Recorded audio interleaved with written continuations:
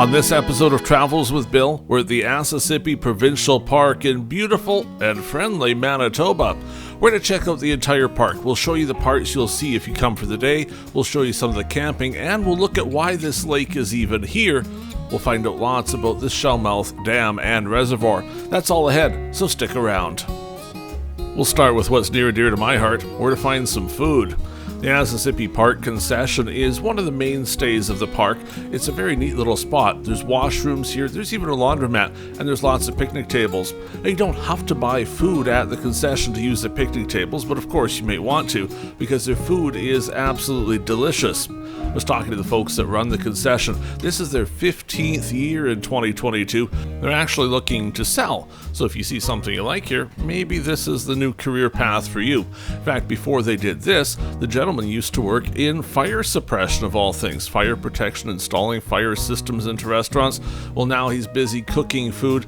He says maybe it's time to spend a little more time with the grandchildren and do some more traveling. They live in the park during the summertime, run the concession 7 days a week, and do a great job.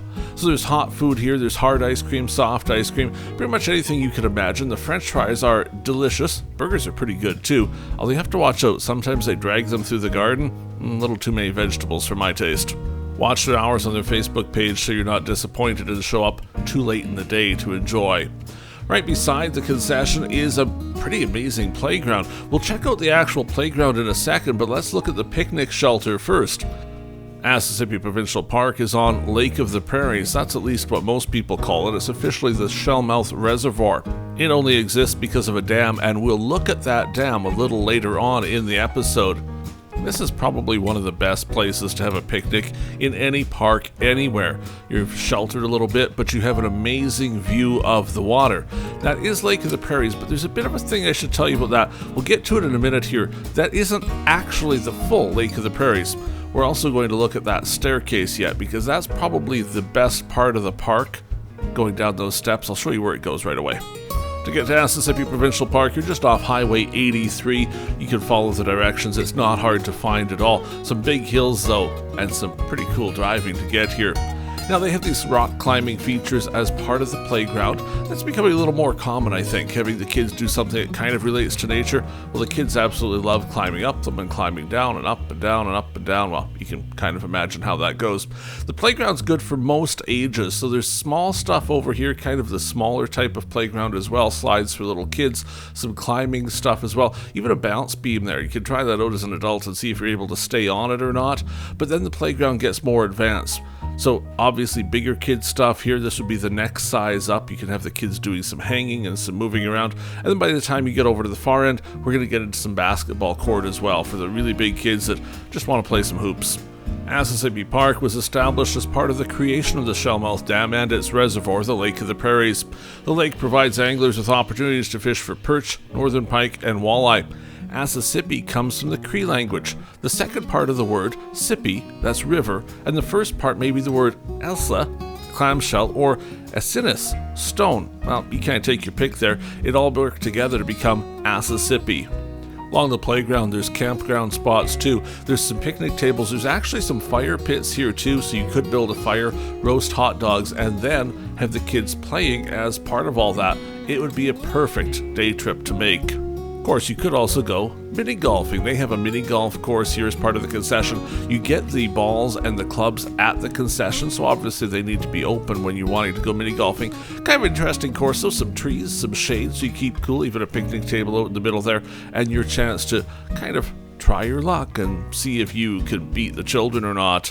We talked about where Asessippi came from, but the park wasn't actually a new name. It was named after the town site of Asessippi. We've got an episode coming up where we actually explore that old town site and what happened to it.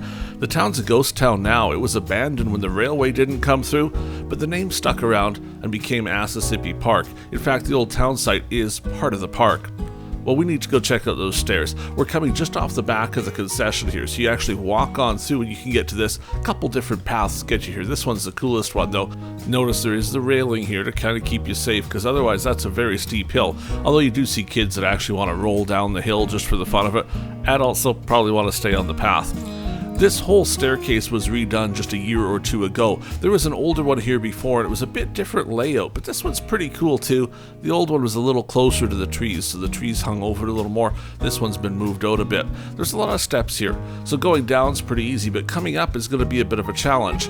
Well, part of the way to mitigate that challenge is they have rest areas, so if you're having trouble getting back up, you can certainly stop on a bench. Of course, if you're not having trouble, you could still stop at the bench and just look around a little bit and see everything there is to see, because the view here, well, it's absolutely amazing, isn't it? Slowly but surely, though, you work your way on down to the edge of the water.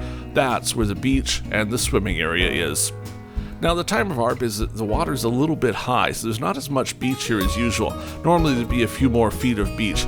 It's never the sandiest of beaches, but it certainly works for swimming and works for playing. You could build a sandcastle. Your kids would probably want to be wearing aqua shoes when they come here, though, just because there are some rocks. We talked about the water being high. You know, sometimes the water is really low. Because we're so close to the dam and this is an artificial lake, things vary a lot. They use water from this reservoir for doing a bunch of agricultural things, but they also use the reservoir to store water to ensure that Winnipeg doesn't get flooded. So because of that, the reservoir can go up. I've seen it much higher than this. Sometimes it's at full flood stage. Right now it isn't, but it certainly is plenty high. You wouldn't get too much higher than this before you start to consider it flooding. When it's lower, of course, there's much more beach. Here we are at the dock, and you can kind of see what I'm showing you. See how the water level has changed on the posts that keep the dock in place? Sometimes it's lower, sometimes it's higher, and the entire dock is made so it can adjust like that, because obviously they want the dock to always be there, no matter how much water there is or isn't. You can walk right out on the dock here, and you can fish from the dock if you want to. Of course, if you have a boat, you can park here too. One time I was fishing here, and I was using like the artificial lures, catching nothing. Guy came, sat beside me. He was using worms, fish after fish after fish after fish. Speaking of, do you see what's happening here? Now, I don't know if you can see this or not, but there's fish and they're jumping. It's minnows. See them? There they go again. I'm going to zoom in a little bit more here and see if you can see it. We were there for about an hour watching this. It was amazing to see how the fish were just, well, I assume they were getting scared by something. See them go there? We'll play it one more time for you. They would jump, and then the next one would jump. See? They're just jumping right out of the water. It was cool. You could hear them like rain. Well, sailboat was there the day of our visit too. It's got a beautiful sail on it. I can't admit I've ever seen a sailboat here before, but it does have a motor too, I guess, in case the wind doesn't go exactly where they want it to be. Lots of walleye here. I probably catch more walleye at Lake of the Prairies than anything else. Do make sure you check out your fishing regulations though to know that you're keeping the right size. A little bit of a fish cleaning spot there as well. Now this is handicap parking. It's for people that can't handle going up and down the hill. They have the old-fashioned washrooms here too. Doubles as a change room if you need it to, if you're going on down to the beach. So ideally here, if you are in the handicapped, disabled category, you drive on down and park. Otherwise, you park way up top in the parking lot and you actually walk down the hill to get here. Walking back, well, it's a bit of a challenge. This is kind of a neat thing. People wonder what it is. It's an old black, well, essentially a tank. So there's an old shower down at the beach. It doesn't work anymore, but they used to fill this up with water, then the sun would heat it. When you used the shower, you were getting the water from here, so it wasn't ice cold. Well, it's kind of a remnant of days past. We don't know if they're ever going to fix that shower up. They kind of stopped using it when there was a big flood a few years back, but now you know what that is, because certainly everybody that comes is like, what's that black thing up on the hill, and what's it doing there? Well, it's a tank and it's a solar heater. Let's check out the campground. Now, there's a lot of bays here. We're only looking at just one of them, but see how there's lots of trees? There is some open area there too, so you kind of have to watch when you're booking to book what you want. The provincial campground reservation site is pretty good though. It shows you pictures of each of the sites, so you know exactly what you're going to get. Bit of an open area there. If you had a big group of family here, you could use that and you sort of see each other. If you wanted more privacy, then over into the trees. Little playground here as well. We're not very particularly far away from the concession. This is the bay closest to it. Some of them would be a little further, but all the roads here are paved, so you can make your way to the concession if you need to, either by walking, or if you're really far away, you could do it by driving. One of the neat things about Asessippi Park is it feels like it was meant to be a lot bigger. There's a lot of open green space here. You can kind of see it off in the distance, and when you're driving, you'll be like, gee, it's like they planned on making this bigger. Maybe they did, and hey, maybe someday they will. Camping's certainly getting a lot more popular again. Maybe they'll need some more space, fill in some more of that grass, and make it even bigger and better. So here's that day camping spot. So this is not where you would keep your camper, obviously, but you could come here during the day, build a little fire, do the hot dog thing, maybe even some s'mores, and it's right off of the playground. There's 3 or 4 of these spots here, so you can certainly come and do that, and then have ice cream over at the concession. We'll take just a quick little walk back through here so you can see one more shot of the playground and how it all works with the basketball hoops and such. Wow, the kids just love it. They beg to come here. Now, the park itself is fairly new. It was April 9th, 1964, when the government of Manitoba designated Asessippi as a provincial park.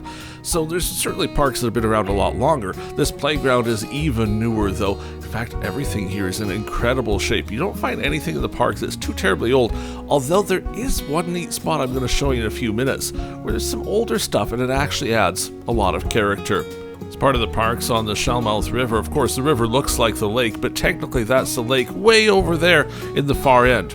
As you drive south from here, you'll see a spot that says Lookout Point. If you drive over there, you'll see this just from the ground level. We're right beside the dam here. You're not really seeing the dam, but you're certainly seeing a good view.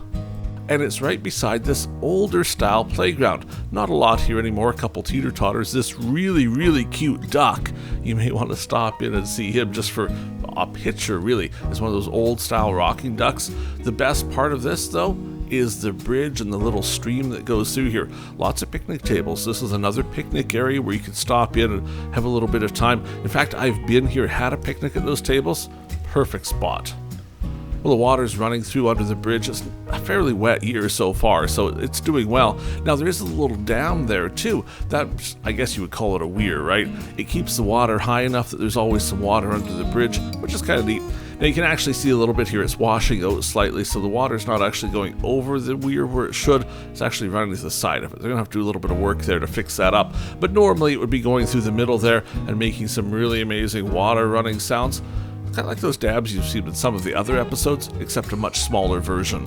Headed a little further south here, we're at the boat launch, just watching a boat come in. Those are actually conservation officers just coming in. They've been out doing some checks, making sure everybody's following the rules. Of course, in Manitoba, you need a fishing license. This being Lake of the Prairies, though, it can be a Manitoba or Saskatchewan license because it's a shared water. A lot of the lake is actually in Saskatchewan. Hooks need to be barbless. You can't have barbs on them. Of course, when you buy them, they have them. So you have to make sure you pinch them off, break them off, do something so there's no barbs on there. Keeps the fish a little bit safer and keeps you from getting yourself a big ticket. The boat launch, you see how it moves as well, because certainly sometimes the water's high. When it's at full flood stage, that parking lot would actually be flooded too. It would be kind of tough to launch a boat here. Today, though, no problem at all. For the most part, it isn't flooded. It's fairly rare it is. But certainly that boat launch goes in a lot further too, because if the water was to go down over the summer, well, they don't want to have to not have boats in or not be able to get them back out. What's causing this lake? Well, it's the dam, of course. We're now just south of the Shellmouth Dam, looking at where the water comes out. Now, this is the normal release area. They're not generating power here or anything. All they're doing is controlling the amount of water going down the Assiniboine River. See, what we're looking at is the Assiniboine River. That ends up in Winnipeg. The lake itself, well, I guess that's the Assiniboine River too, except it's the lake part of it. And then once you're past the dam, it turns back into a regular old river again. We're working on an episode about all the details of this dam and how it works. It's kind of cool, all the things they do to keep Winnipeg safe from flooding, and this dam is a big part of what makes sure Winnipeg stays dry in a very wet year. Construction on the dam got underway in 1964, came into operation including filling the reservoir in the summer of 1971. Construction completed in 1972. $10.8 million was spent building this thing. It was the Prairie Farm Rehabilitation Administration that built it, but ownership was then transferred to the province of Manitoba in 1975. We're at the west end of the dam now. This is the spillway. So if the water got really high to flood stage, it would naturally run out here. There's no way to stop the water from going out. A bridge goes over it. There's a concrete deck there. You can certainly see the water's close to it today, but it's not going over. Lots of people fish downstream, both here and where the actual outflow is happening today. You'll see, well, the day we were here, like 15 different vehicles down there fishing. As long as you're careful, it's not bad, but there is a lot of current. The fish like that, but you need to be careful that you're not falling into it either. The reservoir runs for several miles. There's another episode you'll find on the channel about Ricker's Campground. That's the same lake, but about a 25-minute drive from here to the north, because the lake is there too. Well, here's a shot of the lake so you can see the water on one side, the dam, and then of course what the valley would have looked like before the dam was here. Certainly, Asessippi Provincial Park is one of my favorite provincial parks in Manitoba. We make it out here 3 or 4 times a year usually. Not that far away, the Inglis Elevators, that's a national site that you can go and see the last remaining row of elevators. Well, of course you know there's going to be an episode on that too, right? Check the channel, you'll find it. It's coming out shortly after this one. We spent a lot of time at the elevators. Worth it if you're at the park to also drop by the elevators and see what you've been missing. Well, there's a shot again of that wonderful staircase going down the hill. It's a provincial park, so you do need a provincial park pass to come here. Although I see the sign at the concession says you don't need a park pass if you're only using the concession. Your mileage may vary on that, but obviously you're going to want to use the whole park. So grab that yearly pass, and hey, you can explore this park and many, many more throughout the province. Have you subscribed to Travels with Bill yet? We'd sure appreciate it if you would. While you're at it, hit the thumbs up button too. Let people know this is a great video and a great way to find out more about the Asessippi Provincial Park. Subscribers, of course, see our new videos when they come out, usually once or twice a week throughout the whole year. Well, that does it for our visit at Asessippi Park. We went pretty fast, although there's a lot to see here. We could have certainly shown you a lot more. Do come out and see it yourself. Farewell for now, from just off the boat dock at Asessippi Provincial Park. We'll see you next time on the next episode of Travels with Bill.